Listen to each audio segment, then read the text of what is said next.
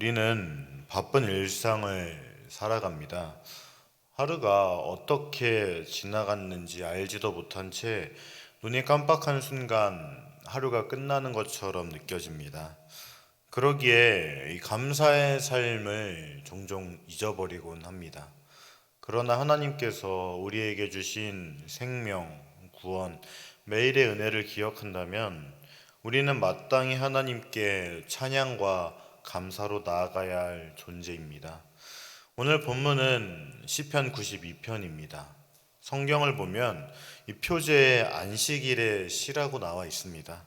그런데 놀라운 점은 시편들 중 안식일과 관련된 표제를 지닌 것은 시편 92편이 유일하다는 겁니다.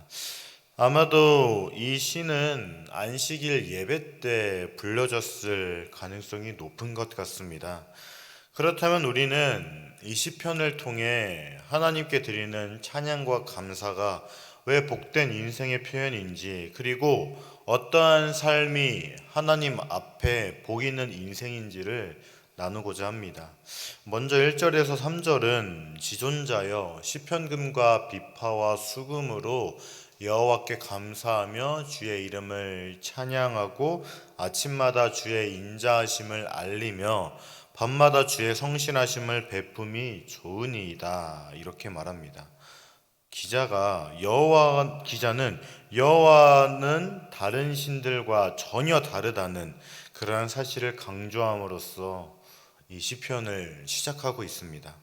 그는 주님이 그에게 베풀어 주신 은혜를 생각하며 세 가지를 하는 것이 좋다고 말합니다. 이 정황에서 좋다고 즐겁다는 뜻이죠.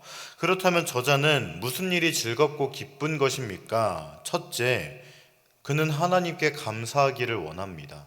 그가 하고자 하는 일이 세 가지인 것처럼 시편금과 비파와 소금 세 가지 악기를 동원해서 하나님께 감사하고자 합니다.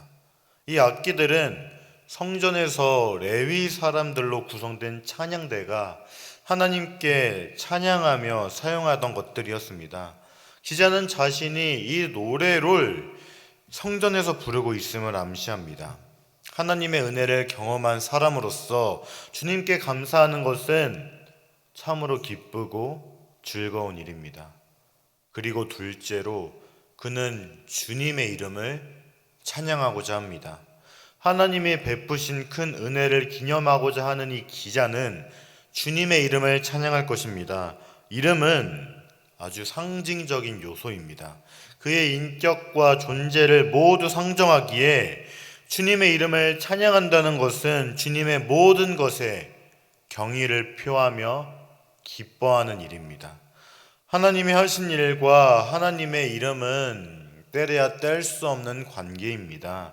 그리고 마지막으로 셋째로 그는 하루 종일 주님의 인자하심과 성실하심을 온 세상에 알리고자 합니다.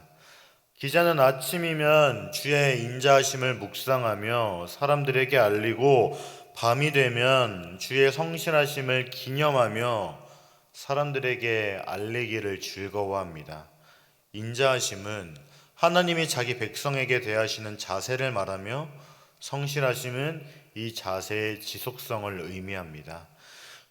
이스라엘은 출애굽 이후로 하나님의 인자하심과 성실하심을 꾸준히 경험해 왔습니다.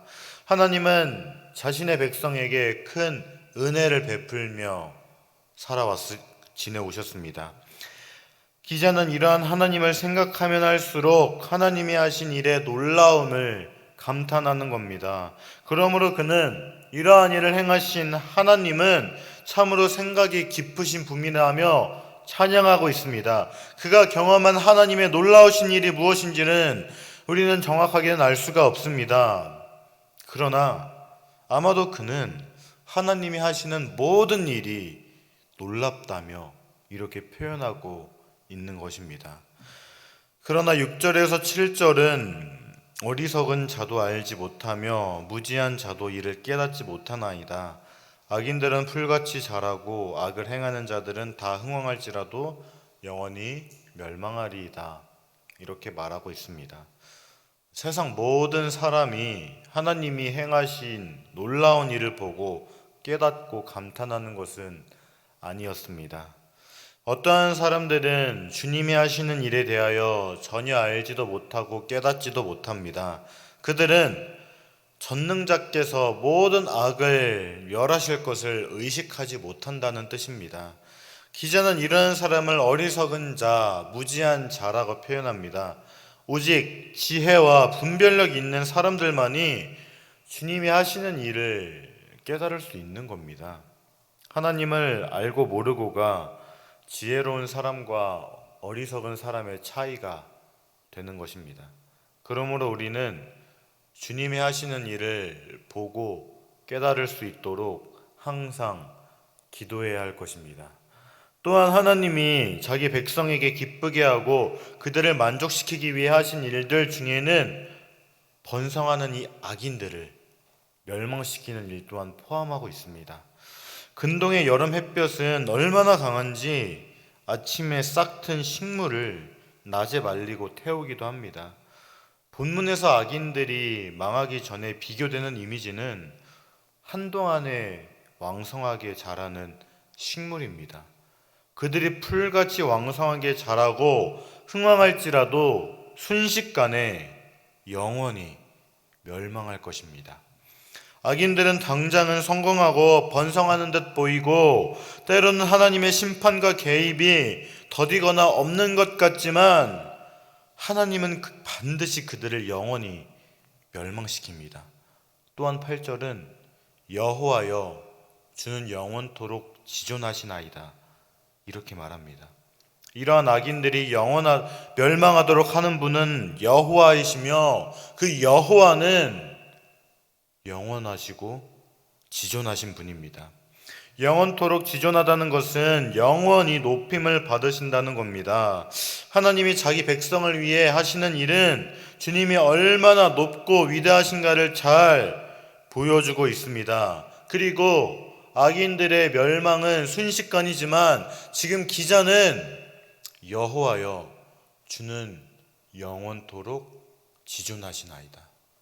하나님은 영원하다면서 대조를 이루고 있습니다. 그리고 이러한 대조는 9절에서 10절을 통해 더욱더 구체적으로 나타납니다.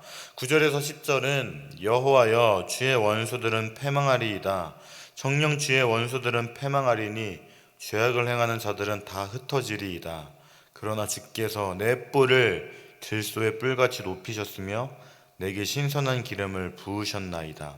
이렇게 말하고 있습니다. 악인들은 주의 백성을 괴롭히는 적들일 뿐만 아니라 하나님의 원수이기도 합니다. 그러므로 하나님은 반드시 주님의 원수가 된 자들을 멸하고 망하도록 하실 겁니다. 기자는 이러한 사실을 확신하기 위하여서 원수들이 망할 것을 세 차례나 강조하고 있습니다. 여호와께서는 원수들을 멸하시지만 자기 백성은 높이십니다. 주님은 그들을 들소의 뿔같이 높이시며 신선한 기름을 부으십니다. 이 들소는 강인함의 상징일 뿐만이 아니라 뿔을 가장 높이 치켜 세워드는 짐승입니다. 하나님이 자기 백성의 뿔을 참으로 높이셔서 공격해오는 원수들을 얼마든지 물리칠 수 있다는 겁니다. 신선한 기름은 올리브유를 뜻하며 사람에게 기름을 부으시는 것은 그들을 매우 존귀하게 여겨 따로 구분하셨다는 의미입니다. 하나님은 혹독한 세상에서 지칠 대로 지친 자기 백성에게 힘을 주시고 그들의 영혼을 소생시키기 위해 그들의 삶에 개입하십니다.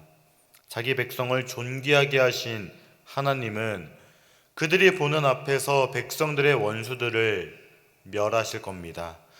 하나님과 악은 함께 공존할 수 없기 때문입니다.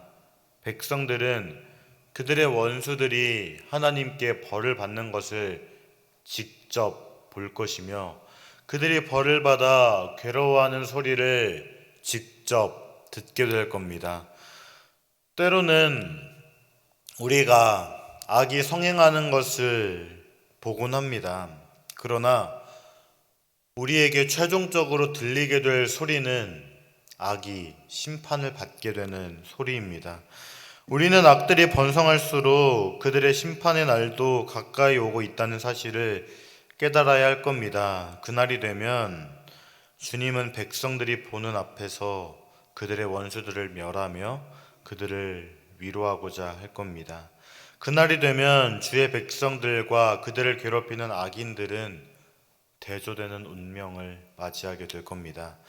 그리고 12절과 13절은 의인은 종려나무같이 번성하며 레바논의 백향목같이 성장하리로다. 이는 여호와의 집에 심겼으며 우리 하나님의 뜰 안에 번성하리로다. 이렇게 말하고 있습니다. 하나님의 악인들을 심판하여 멸하시고 난다면 의인들이 번성하는 시대가 열릴 것입니다. 기자는 의인들이 잘 될 것을 강조하기 위해 이 번성하다라는 표현을 두 차례나 강조하고 있습니다. 의인은 종려나무와 백향목입니다. 종려나무와 백향목은 잡초나 꽃보다 훨씬 더디게 자라는 그러한 식물입니다. 그러나 시간이 지난다면 잡초나 꽃은 한 해를 견디지 못하고 시들지만 종려나무와 백향목은 해를 거듭하며 크고 높이 자라는 아주 아름다운 식물입니다. 레바논의 백향목은 3,000년을 넘게 살면서 종자를 퍼뜨리는 솔방울을 생산하는 것으로 알려져 있습니다. 그래서 이 나무는 힘과 장수와 선망의 상징이었습니다. 악인들은 잠시 번성하다가 순식간에 사라지지만 의인들은 아주 오랫동안 지속되는 아주 차원이 다른 번성을 누리게 될 것이라는 뜻입니다. 종려나무와 백향목이 이처럼 번성할 수 있는 것은 이 나무들이 여호와의 집에 심겼기 때문입니다. 주님의 성전에 심겨진 모든 것은 하나님의 끊임없는 보살핌을 받으며 자랍니다. 이처럼 주의 백성은 항상 주님의 보호 아래 있습니다. 그래서 그들은 하나님의 뜰 안에서 왕성하게 번성할 것입니다. 일맥상통하게 14절에서 15절은 그는 늙어도 여전히 결실하며 진액이 풍족하고 빛이 청청하니 여호와의 정직하심과 나의 바위 되심과 그에게는 불의가 없음이 선포되리로다. 이렇게 말하고 있습니다. 하나님의 보호를 받으며 번성하는 의인은 늙어도 여전히 왕성한 삶을 살고 많은 열매를 맺을 것이기에 생기로 충만한 그러한 삶, 빛이 충만한 삶을 살게 될 겁니다. 자기 자녀들이 평생 번성할 수 있도록 보호하시고 배려하시는 하나님은 찬양받기에 합당하신 분입니다. 그래서 기자는 여호와의 정직하심과 주님이 의지할 바위가 되심과 그에게는 불의가 없으심을 온 세상에 선포하며 살 것을 다짐합니다. 하나님의 악인들을 벌하고 의인들에게 복을 주시는 원리는 모든 사람들에게 예외 없이 적용된다는 것입니다. 하나님이 바위가 되셨다는 것은 주님이 환난 중에 그를 보호하셨음을 상징합니다. 기자는 세상을 공평하게 심판하시고 자기 백성을 적들의 공격에서 보호하시는 하나님에게 불의가 없다는 것을 온 세상에 알릴 것입니다. 그래서 하나님은 우리가 참으로 믿고 의지할 분이 되는 겁니다. 사랑하는 여러분, 이렇게 시편 92편은 말하고 있습니다. 하나님을 찬양하고 감사하는 것이 좋고 아름답다고. 이 말은 단지 아름다운 감상이 아니라 하나님이 기뻐하시는 예배자의 태도입니다. 이 세상을 바라보면 참으로 부조리한 것 같습니다. 악인들의 형통과 의인의 고통, 이 현실을 어떻게 바라보면 좋은 것입니까? 그러나 하나님은 공의로우십니다. 오늘 말씀에 나온 것처럼 심판의 그날은 반드시 찾아올 겁니다. 그러므로 악인의 형통에 흔들리지 않고 하나님의 손길을 신뢰하며 감사하는 삶을 살아가야 하는 겁니다. 악인의 형통은 한순간의 찰나와도 같은 겁니다. 그리고 의인의 그 풍요로움은 영원과도 같습니다. 사랑하는 여러분, 우리는 주님을 경외하고 하나님을 찬양하며 살아야 할 겁니다. 그리고 그렇게 의롭게 사는 자는 종려나무같이 백향목같이 번성할 것입니다.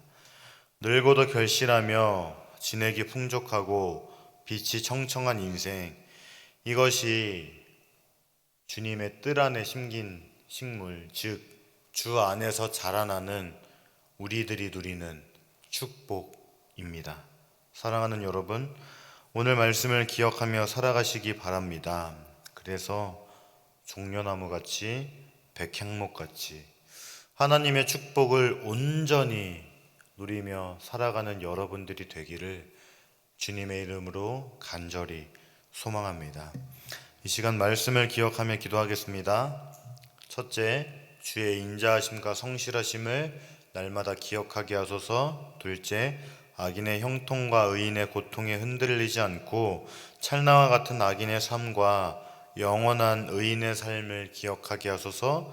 셋째, 종려나무같이 백향목같이 늙어도 여전히 결실하며 진액이 풍족하고 빛이 청청한 하나님의 축복을 누리게 하소서. 이러한 기도 제목으로 다 함께 기도하겠습니다.